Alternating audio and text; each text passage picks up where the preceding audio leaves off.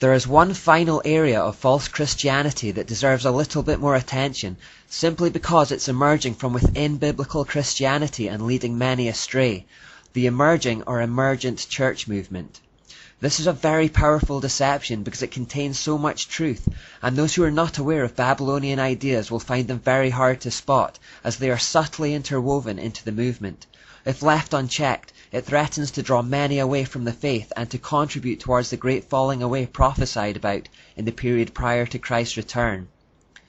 The general idea behind the emergent church is that the postmodern era has produced a culture shift, and that the way we think of Christianity, therefore, also has to change to stay relevant to that culture. Leith Anderson wrote, "The only way to cope and be effective during this period of structural change in society is to change some of the ways we view our world and the church. It is what some might call a paradigm shift, a new way of looking at something. Such a shift will allow us to view our changing world with a new perspective. It is like a map. Old maps from the 1950s may have sufficed before the construction of interstate highways and the expansion of major cities, but new maps are needed now. Likewise, we need a new paradigm for the future." So basically, the Christianity of the modern era is no use in the postmodern era. Instead, they want to blend postmodernism with Christianity, to take the postmodern ideas we've been looking at, ideas that unity is more important than truth, that we can have different beliefs that are equally valid, or at least no one can be sure of who has the truth, that we can play a part in building a one-world utopian society, that the here and now is more important than eternity, and that Christianity should therefore be primarily concerned about social justice and unity with Catholicism and other religions. Because they know that the truth is divisive, they hate the concept of absolute right and wrong, and will instead ask endless questions. To them, their questions never lead to solutions, but merely to more questions, and they seem to like it that way. They think that this is enlightened thinking. Because the second you claim to have an answer to those questions, you have become arrogant and divisive, and may offend someone else's idea of truth. Because they never reach a conclusion or settle on absolute statements, they also talk a lot about conversation. Conversation is a key word for the emergent church. They ignore the wise advice of G.K. Chesterton when he says, "The point of having an open mind, like an open mouth, is to close it again on something solid." They don't like solid things, they don't like absolutes, which is why it has been said that trying to define the emergent church is like trying to nail jelly, or jello if you're American, to a wall. As soon as you try and pin them down on something, they'll shift their position. They have very basically swallowed the lies from the spirit of the postmodern age and have mixed them with Christianity, in much the same way Catholicism mixed the pollution of the pagan culture that surrounded it in Rome.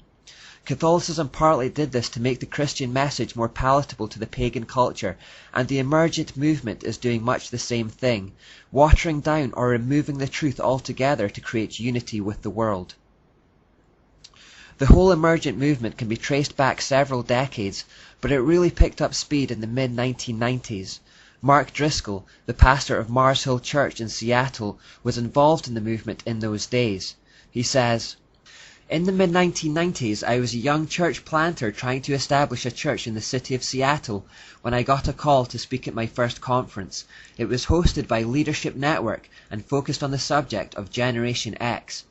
Out of that conference, a small team was formed to continue conversing about postmodernism. By this time, Leadership Network hired Doug Pagitt to lead the team and organize the events. He began growing the team, and it soon included Brian McLaren. Pagitt, McLaren, and others such as Chris Say, Tony Jones, Dan Kimball, and Andrew Jones stayed together and continued speaking and writing together as friends. That team eventually morphed into what is now known as Emergent." Those are just some of the names you'll hear along with the likes of Rob Bell and Tony Campolo amongst others, and they are unfortunately accepted and promoted in many evangelical circles. Hopefully this study will have allowed you to see clearly how Satan is using this as part of his agenda. Here are some quotes. Tony Jones said, "Emergent doesn't have a position on absolute truth, or on anything for that matter. Do you show up at a dinner party with your neighbours and ask, what's this dinner party's position on absolute truth? No, you don't, because it's a nonsensical question."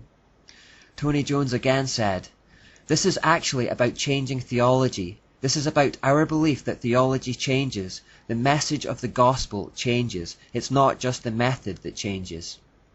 So instead of the biblical truth changing our culture, his idea is that culture should change the biblical truth. In fact, he doesn't believe that the Bible has any objective truth at all. So we must stop looking for some objective truth that is available when we delve into the text of the Bible. Brian McLaren repeats this idea when he says, "Let me offer 10 suggestions for reclaiming the Bible for contemporary readers. Drop any affair you may have with certainty. None of us can be certain of anything, and the Bible can be interpreted any way an individual likes, and who is to say which interpretation is correct? The truth can't be known. This means that everyone is free to do exactly what they like and to adapt the Bible to fit with their individual concepts of truth." Rob Bell backs this up when he says, "Anytime someone makes you feel guilty about how you are living, that is part of the old system." What Rob Bell is effectively saying is to let each other do what they want to do. He is in fact promoting the satanic maxim, "Do what thou wilt shall be the whole of the law." Tony Jones in fact recommended ripping out parts of the Bible that would oppose this worldview, at least temporarily, when he said, "Maybe some evangelicals should tear the book of Romans out of their Bibles and read a Romans-free Bible for a few years. Then they can paste it back in." Josh Reich talks about globalism and embracing Babylonian mysticism when he says, "Some of the values of the emerging church are an emphasis on emotions, global outlook, a rise in the use of arts, and a rise in mysticism and spirituality."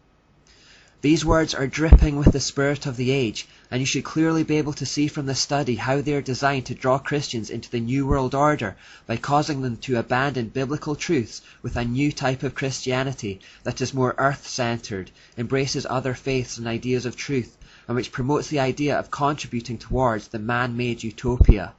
We'll look some more at this in the next couple of parts.